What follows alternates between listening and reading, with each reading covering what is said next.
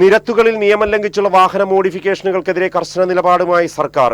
അമിത വെളിച്ചവും ചെവിട് പൊട്ടിക്കുന്ന ശബ്ദവും പുറപ്പെടുവിക്കുന്ന തരത്തിലുള്ള മാറ്റങ്ങൾ അംഗീകരിക്കുവാൻ സാധ്യമല്ലെന്ന് ഗതാഗത വകുപ്പ് മന്ത്രി CP ജോൺ നിയമസഭയെ അറിയിച്ചു. അമിതമായ വെളിച്ചവും ശബ്ദവും പുറത്തേക്ക് വരുന്ന തരത്തിലുള്ള മോഡിഫിക്കേഷൻ അംഗീകരിക്കാൻ സാധ്യമല്ലെന്ന് ഗതാഗത മന്ത്രി CP ജോൺ പറഞ്ഞു.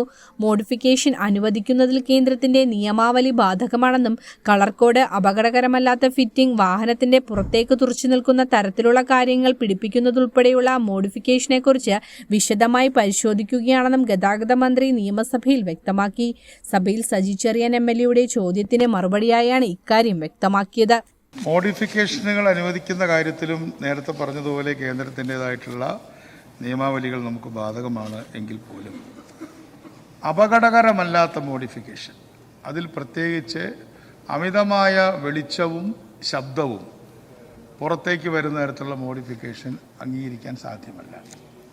എന്നാൽ കളർ കോഡിൻ്റെ കാര്യത്തിൽ, അതുപോലെ തന്നെ അപകടകരമല്ലാത്ത ഫിറ്റിങ്സ് വയ്ക്കുന്ന കാര്യത്തിൽ, വാഹനത്തിൻ്റെ പുറത്തേക്ക് തുറച്ചു നിൽക്കാത്ത തരത്തിലുള്ള കാര്യങ്ങൾ പിടിപ്പിക്കുന്ന കാര്യത്തിലൊക്കെയുള്ള മോഡിഫിക്കേഷൻസിനെ കുറിച്ച് വിശദമായിട്ട് നമ്മൾ ചർച്ച ചെയ്തുകൊണ്ടിരിക്കുകയാണ്.